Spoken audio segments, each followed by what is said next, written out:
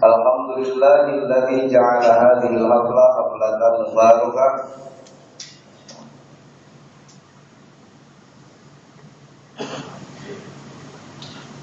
Alhamdulillahilladzi ja'ala hadhil hafla haflatan mubarakah. Asyhadu an la ilaha illallah wahdahu la syarika lah wa asyhadu anna Muhammadan abduhu wa rasuluh. Allahumma shalli wa sallim ala sayyidina Muhammadin wa ala alihi wa ashabihi wa man tabi'ahum bi ihsanin ila yaumil qiyamah, amma ba'd. Ayyuhal ikhwan, tariqah yang naqsyabandiyah wa pesantren Surabaya rahimakumullah. Usini wa iyyakum bi dzikrillah, dzikrul jahri wal qabi hatta dzikri. Allahumma sallallahu alaihi wa sallam. Allahumma ya muqallibal qulub tsabbit qulubana ala dinika wa ala ta'atik. Ilahi anta usuli wa yaqulu bi afini mahabbataka wa ma'rifataka. Hadirin rahimakumullah, pertama dan yang utama saya ingin menyampaikan salam dari Ahlul Bait melalui lisan Al-Mukarram Kang Haji Baban Ahmadiyah. Beliau menyampaikan salam untuk kita semua. Assalamualaikum warahmatullahi wabarakatuh. Hadirin jamaah manaqib rahimakumullah, pagi yang berbahagia, pagi yang cerah ini, Allah Subhanahu wa taala telah mengirimkan kita semua untuk bisa hadir di tempat yang mulia ini, di majelis Al-Mubarak Event Center. Tentunya tidak henti-hentinya kita memanjatkan puji syukur kepada Allah Subhanahu wa taala atas nikmat yang Allah berikan. Nikmat sehat terutama, karena dengan nikmat sehat kita bisa sama-sama hadir di tempat yang mulia ini. Dan untuk yang tidak berkenan berkesempatan hadir pada kesempatan manaqib kali ini, kita doakan yang sedang sakit mudah-mudahan diberikan kesehatan oleh Allah, sehat yang sempurna lahir dan batin. Dan yang sedang ada kesibukan saat ini, kita doakan mudah-mudahan tidak menghalanginya untuk mendapatkan barokah karomah dari Tuhan Yesus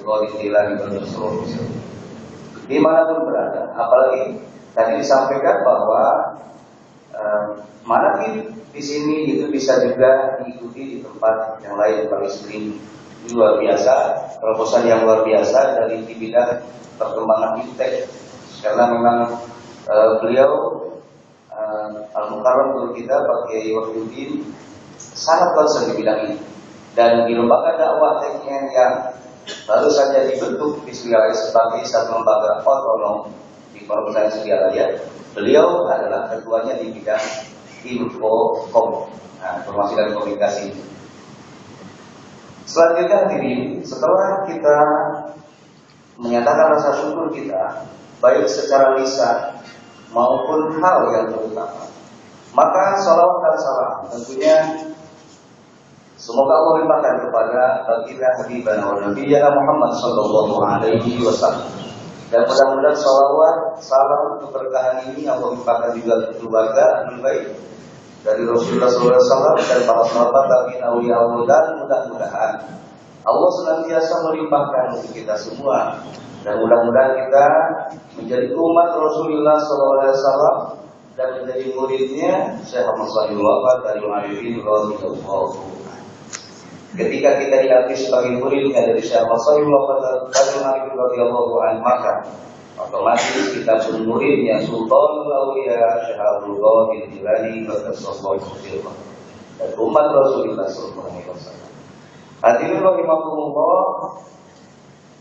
saya di sini diminta untuk menyampaikan kisah hikmah.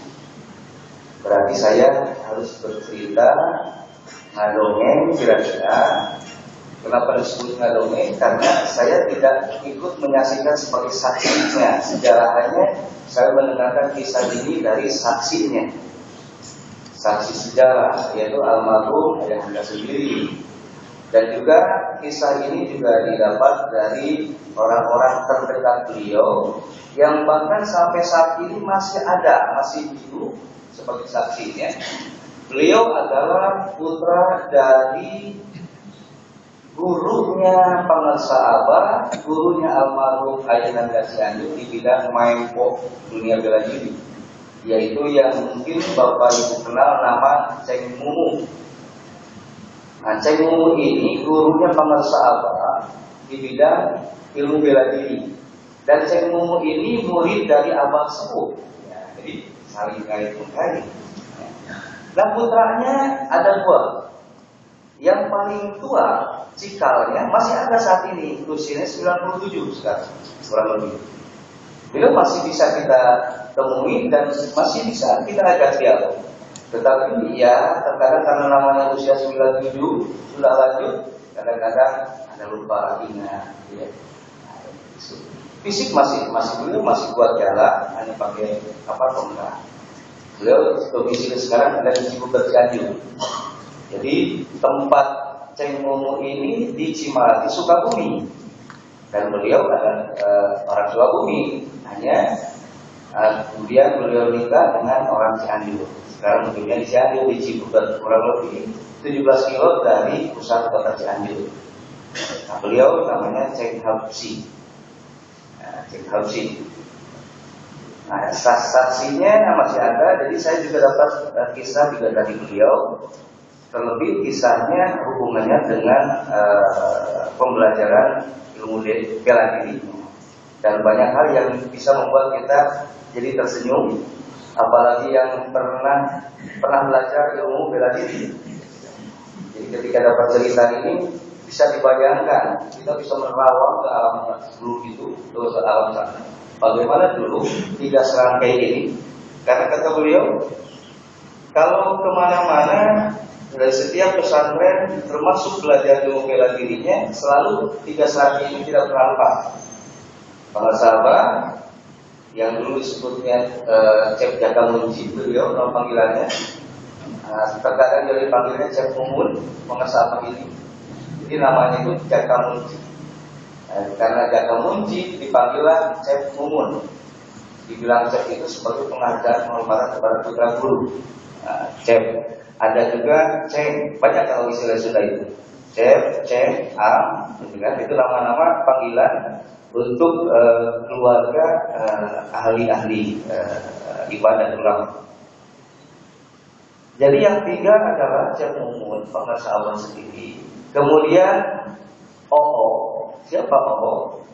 Aam, ayahanda. Dulu panggilannya Oo. Namanya Sirojudin. Almarhum itu namanya Sirojudin, dipanggil oleh Abah Oo. Nah, yang satu lagi Neng Simri. Kenapa dipanggil Neng Simri? Sepertinya wanita. Karena Neng, karena memang beliau ganteng. Jadi seperti apa ya? Seperti kegantengannya jadi cantik. Kalau gimana ya? Gimana sulit ini? Jadi makanya Neng Simri, saking ganteng, bersih gitu. Jadi kalau umumnya laki-laki itu dia nggak umum laki-laki. Jadi mereka kalau masih laki-lakiannya tidak.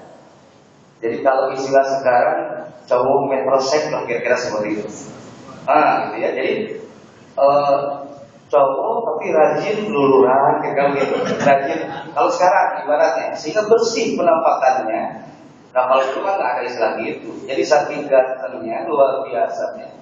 Maka setelah Neng Simri itu pun juga nama panggilan untuk dan Neng Simri ini masih kerabat dari pengasahan. Jadi masih ada kerabat. Nah jadi 3 serangkai inilah yang selalu kemana-mana beriringan, selalu dalam sejarahnya. Jadi penguasa Abah pertama beliau